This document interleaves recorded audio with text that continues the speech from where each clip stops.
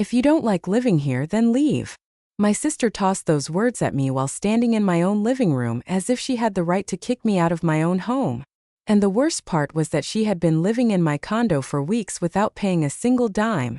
I babysat her kids, put up with the mess, and even my utility bills had gone through the roof.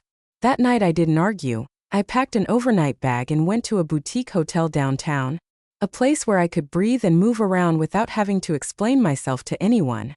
And the next day, with a cold, clear calmness that I didn't even know I possessed, I started packing up her things. My name is Emma. I'm 35 years old and I run a boutique interior design firm. I specialize in high-end residential projects, and even though I rent a co-working space for my team, I spend most of my time working from home. That's where I hold my virtual meetings, store my fabric swatches, draft my floor plans, and prep my client presentations. My condo is my sanctuary. 6 months prior, I had finally bought my own place, a gorgeous 3-bedroom condo in a quiet high-rise in Belltown, complete with a sprawling terrace I designed myself. It was minimalist, pristine, decorated in neutral tones, and completely clutter-free. After years of renting and dealing with roommates, all I wanted was peace, order, and silence. My parents are in their late 60s and I have an older sister, Sarah. Sarah is married to Mark and they have 2 little boys aged 8 and 6. We got along fine, though we weren't super close, the kind of sibling relationship where you love each other, but definitely don't share your deepest secrets. A week before this whole disaster started, I hosted a housewarming party to celebrate the new condo. Friends, clients, and a few neighbors came over. I catered some amazing food. The place looked stunning, and for the first time I felt like I truly had a home tailored exactly to my needs. My parents were there, Sarah came with Mark and the kids, and everyone seemed thrilled for me. Then one morning Sarah called me, "Emma, I need a massive favor." Just hearing her tone made my stomach tie into knots. The apartment building we rent in has a severe black mold and plumbing issue. Management said we have to vacate for a month while they gut it. Just 1 month. I stayed silent for a few seconds. "Can't you stay with Mom and Dad? Their place in the suburbs is way too small. Plus the commute to the city would be a nightmare for Mark. Your place is perfect. You have 3 bedrooms. It's just for a month, I swear." I really didn't want to do it. I had gotten used to living alone, having everything exactly where I placed it without hearing screaming or running footsteps. But she was my sister and it was supposedly only for a month. "All right," I told her, "but only bring the absolute essentials. Put the rest in storage. I don't want my condo looking like a warehouse." Of course, thank you so much. You're a lifesaver." 2 days later, a moving truck pulled up to my building. I was looking out the window when I saw them unloading box after box after box. By the time they finished bringing everything up, my pristine living room was unrecognizable. Stacked cardboard boxes, trash bags full of clothes, random pieces of furniture that weren't mine, toys everywhere, suitcases. "Sarah," I said as soon as she walked through the door, "what is all this? I told you only the essentials." I know, but Mom and Dad don't have space in their garage and renting a storage unit is ridiculously expensive right now. "Look, we'll organize it, it'll be fine." My living room looked like a hoarder's paradise, and she said it as if it were the most normal thing in the world. "And where is everyone sleeping?" I asked, trying to keep my voice steady. Sarah turned to me with absolute confidence. "Mark and I will take the guest room. The boys can have your master bedroom since it's the biggest, and you can just sleep in your office, right? How do you usually work in there?" Just like that, decided without even asking me. That afternoon, I dragged a folding cot into my home office and handed my master bedroom over to her kids. The guest room became theirs, and instantly my condo stopped feeling like mine. The first few days were rough, but I kept reminding myself it was temporary. The kids would get home from school, and the second the door opened, they'd start running, screaming, and fighting over the TV remote. I tried to focus on my AutoCAD drafts, but it was like trying to work in the middle of a playground. Sarah worked part-time. She dropped the boys off at school, worked until about 2 in the afternoon, and instead of coming back to watch her own kids, she'd go out. Sometimes she'd come back late in the afternoon carrying shopping bags from Nordstrom or Target, acting like she'd been on a leisure stroll all day. By the second week, I was scrambling to put together a pitch for a major client when the older boy wandered into my office. "Aunt Em, can you play with us? I'm working right now, buddy." "But we're bored. Mom said you were going to watch us." The younger one walked in looking like he was about to cry. "And I'm hungry." At first, I made them something: sliced apples, peanut butter sandwiches, whatever I could throw together quickly. But after several days of this, I was exhausted. You guys are old enough to make yourselves a sandwich, I told them one day, rubbing my temples. The bread and turkey are in the fridge. It didn't take long for Sarah to confront me about it. Seriously, why are my kids eating nothing but sandwiches all day? Because I'm trying to keep my business running and manage this household at the same time, I replied. But she didn't want to hear it. They told me they were starving. I was in the middle of a meeting. But you're right here, I took a deep breath. I'm here because I work from home, my condo is my office, I have deadlines, client calls, site visits. I'm not just sitting around watching Netflix. Sarah scowled. Then what am I supposed to do with the kids? Watch them yourself, I snapped, my patience entirely gone. Instead of going out to brunch with your friends or going shopping every afternoon. Her face hardened, she didn't like that one bit. The breaking point arrived in the third week when I had to drive out to Bellevue to check on a massive home renovation. It was an all-day project. I told her the night before, I'm leaving early tomorrow, I'll be out at a site all day. The next morning, as I was packing my laptop bag, Sarah barged into my office like I owed her an explanation. You can't leave. Yes, I am. What am I supposed to do with the boys? They're your kids, Sarah, you figure it out. She raised her voice. But I have plans to get lunch with Jessica. Then cancel them, I replied, officially done. That's so unfair. You're being incredibly selfish. I looked at her with ice in my veins. I am going to work to pay the mortgage on this condo that you are currently living in for free. She threw a massive tantrum, but I walked out. I hit the road early to beat the Seattle traffic and still spent an hour and a half on the expressway. When I finally got back that night, I could hear the noise from down the hallway. I unlocked the door and found my parents sitting in my living room with the TV blasting. My parents are a bit hard of hearing, so they always turn the volume up like they're in a movie theater. The kids were running around screaming. Sarah was laughing loudly on her cell phone. Hi Mom, hi Dad, I said, suppressing a heavy sigh. What are you guys doing here? My mom turned around. Sarah called us. She said she needed help because you abandoned them. I felt a sharp pain in my chest. Abandoned them? I went to work. Well, we're here now, my dad said, acting as if that solved everything. The only silver lining was that my mom had cooked. She baked a massive tray of baked ziti with garlic bread, the kind of comfort food that feeds an army. And for the first time in days, I sat down to a decent hot meal. But the price I paid was steep. From that day on, my parents started coming over every single day to help, and my condo devolved into absolute madness.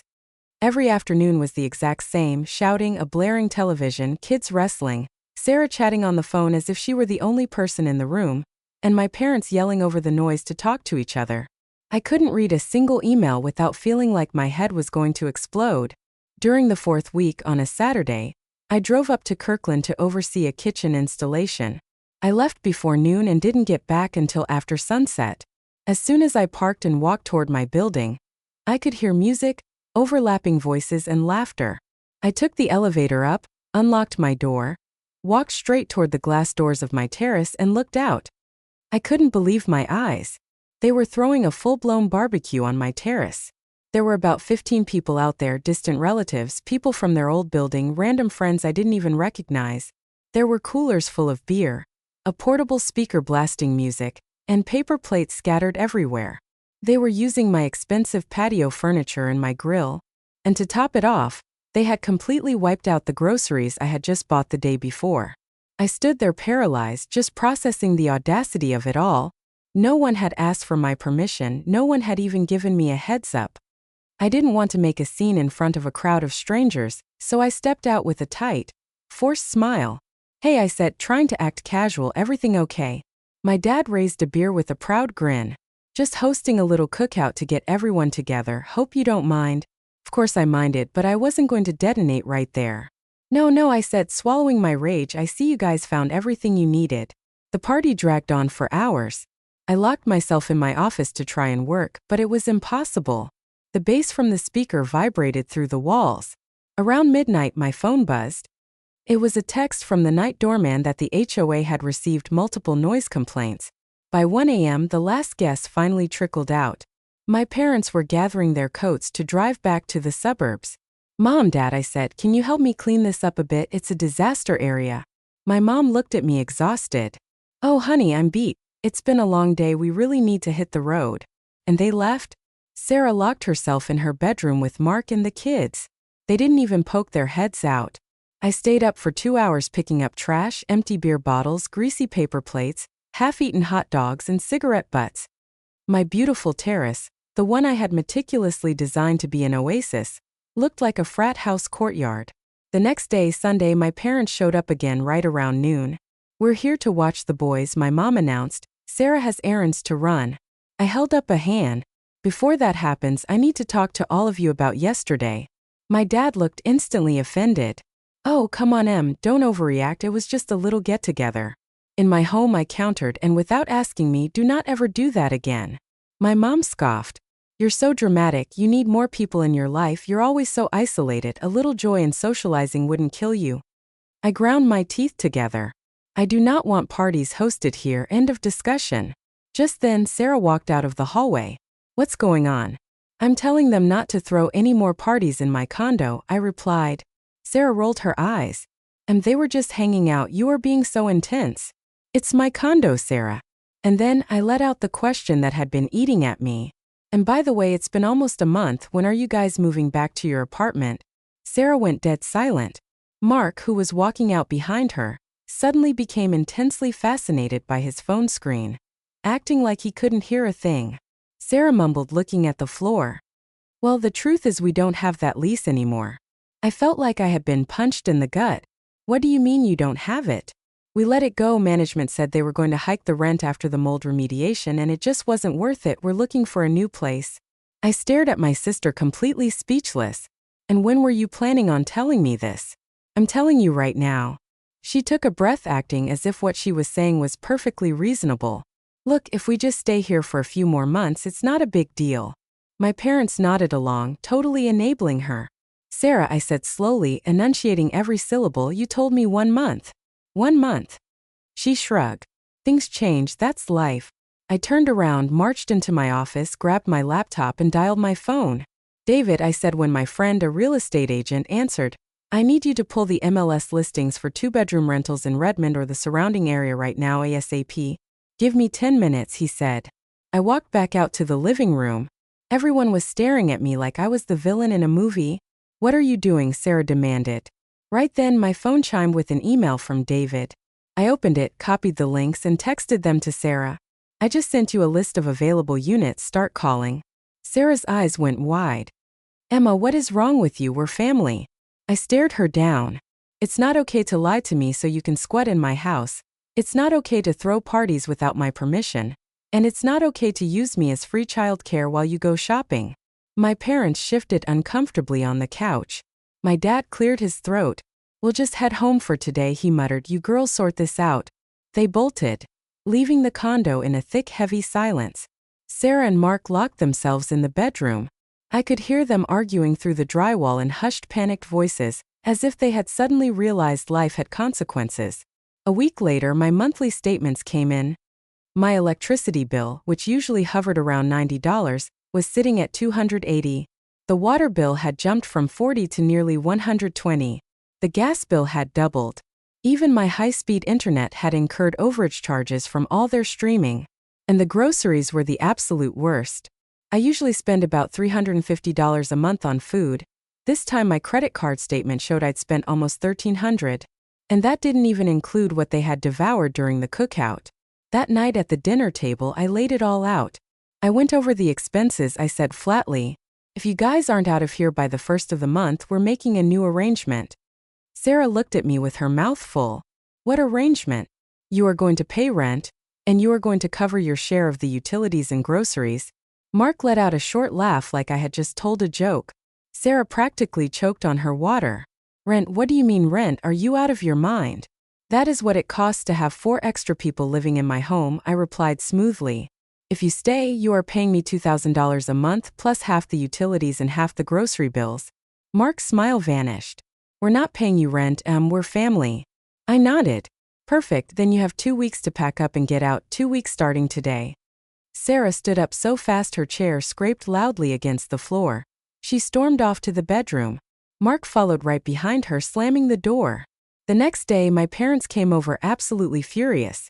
They didn't even say hello. "You cannot evict your own sister," my mom yelled. "You're going to put them out on the street." They aren't on the street, I shot back. They have options, she just refuses to lift a finger. My dad pointed a finger at me. You are being incredibly cruel. I'm being reasonable. This is my property and I make the rules.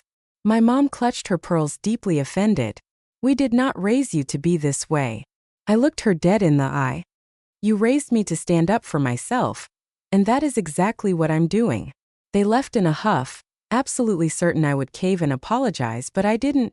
That whole week, no one spoke to me. Sarah and Mark drifted around the condo like angry ghosts. The kids stayed eerily quiet. And for the first time in a month and a half, I could actually hear myself think. Shortly after that, we were entering the 6th week of this nightmare. I had to travel out of state for a 3-day project in Vancouver. It was a massive commercial contract and I had to be on site. I packed my bags, reiterated the timeline to them, and left feeling relatively calm because the building had a security desk. And because according to them, they were actively applying for apartments. I drove back into Seattle late Thursday night. As I was walking down the hallway from the elevator, I heard the heavy thumping of bass. I unlocked my door, pushed it open and saw at least 20 people crammed into my living room. My living room. People were holding red plastic cups, eating appetizers over my expensive rugs, blasting music and laughing. My heart dropped into my stomach. What the hell is going on here? I yelled, no longer caring about keeping my voice down.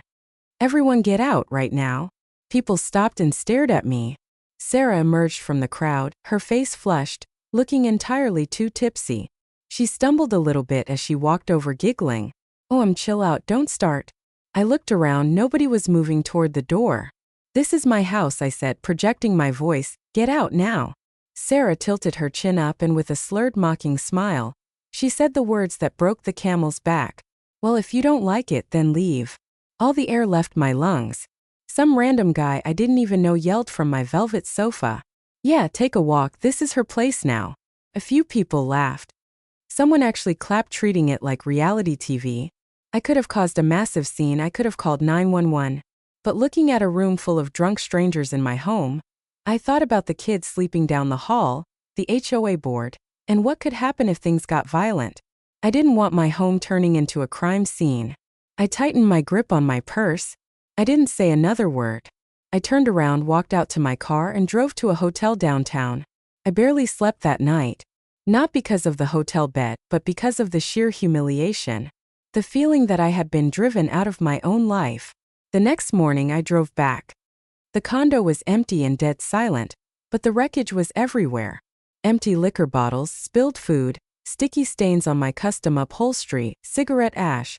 There were ugly water rings on my solid wood dining table from pure negligence. The terrace was piled with trash bags and the building's community app was blowing up with furious messages from my neighbors about the noise. I stood there taking it all in.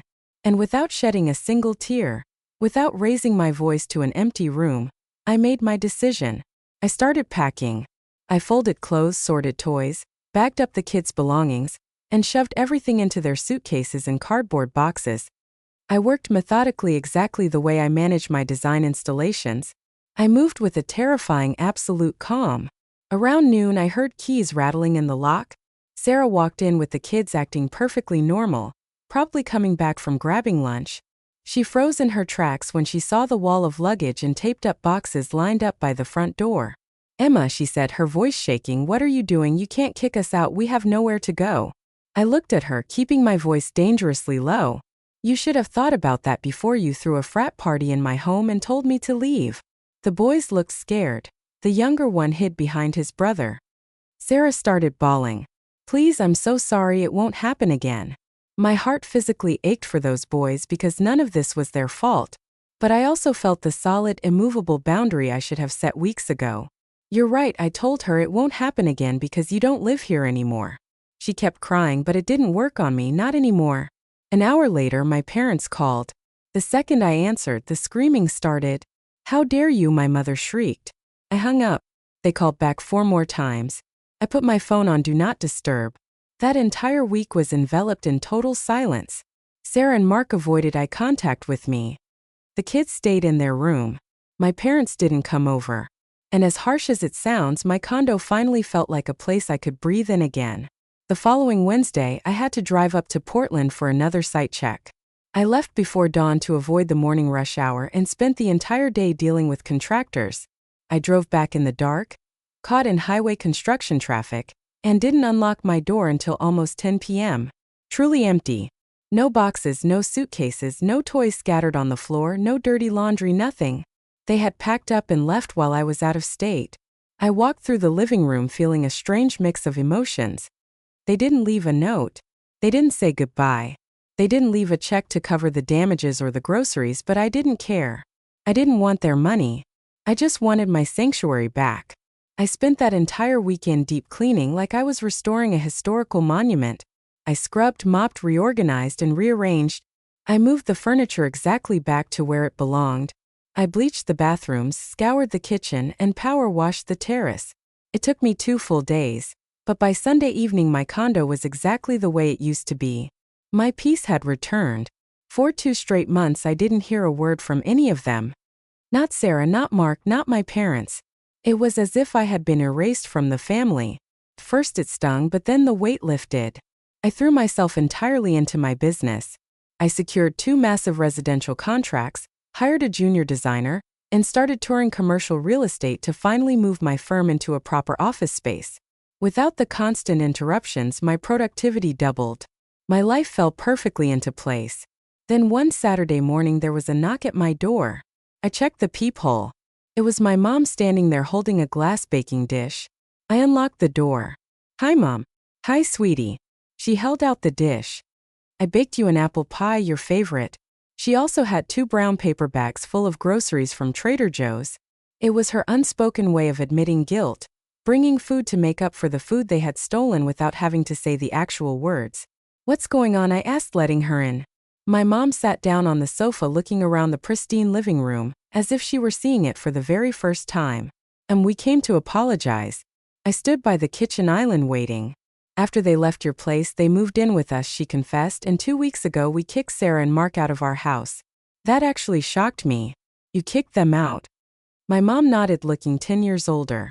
"We couldn't take it anymore. She would drop the kids off in our living room every morning and just disappear for hours. She didn't help with the chores, she didn't buy a single bag of groceries, she didn't cook. Mark would get home from work and just collapse on the recliner with a beer, acting like he was staying at a resort." I held her gaze. "How long were they there?" 2 months, she said, the words tasting bitter in her mouth. 2 months of screaming, running around in absolute chaos. Our bills skyrocketed too. And honestly, we felt so ashamed when we found out about the party they threw here and that they actually told you to get out of your own home." I exhaled slowly. "So you get it now." My mom looked down at her hands. "Yes, you were right, we should have had your back from day one." "Where are they now?" "They signed a lease on a tiny 2-bedroom apartment way out in the suburbs. Sarah complains about it constantly, says it's too cramped, says she hates the neighborhood." "She'll survive," I said flatly. My mom looked up at me with tears in her eyes. "I am so incredibly sorry, we just let ourselves get manipulated." I looked at her. She looked exhausted, worn down to the bones from dealing with Sarah's hurricane of a life. "I accept your apology," I told her softly. "But you need to understand something, my home is mine. Do not ever make decisions on my behalf again. Do not ever assume you can spend my peace in quiet." She nodded quickly. "We understand, we really do." Before they left, my dad came up from the lobby. He didn't say much, but he handed me an envelope. He told me that if I needed to repair or replace any of the furniture they ruined, he wanted to cover the cost. It didn't magically erase the stress, but it was a tangible acknowledgement that they had messed up.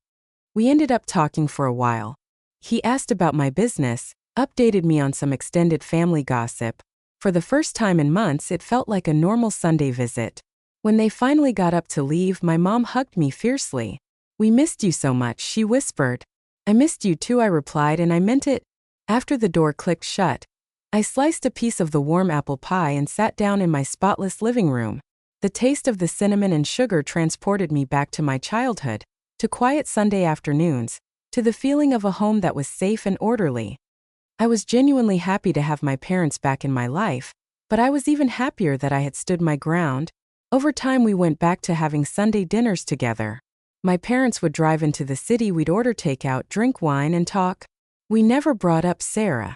It was an unspoken agreement. We were rebuilding the parts of the bridge that could still be saved. My design firm continued to thrive. I signed a massive contract to design the interiors of a luxury condo development downtown, the biggest deal of my career. I also started dating someone. His name was Michael, and he was a general contractor. We met on a job site, constantly running into each other during walkthroughs and vendor meetings. One day we grabbed coffee, which turned into dinner, which turned into another dinner, and before I knew it, he was a permanent fixture in my life. When I finally told him the whole saga with my sister, he just shook his head. "You did exactly what you had to do," he said. "I work in construction. I see people let their families bulldoze their lives all the time. Sometimes I wonder if I was too harsh," I admitted. Michael looked at me seriously. "They lied to you, spiked your bills, used you as a free nanny, trashed your house with a frat party, and then literally told you to leave the property that you own. You weren't harsh, Emma, you protected yourself." It sounded so simple when he said it, but it still left an ache in my chest that my sister and I were practically strangers. About 6 months after my mom brought over the pie, I ran into Mark at a grocery store. I was waiting in the checkout lane when I spotted him. He looked immediately uncomfortable. "Hey, hi Mark." He rubbed the back of his neck nervously. "We're doing all right. The new place is small, but we're managing." "That's good."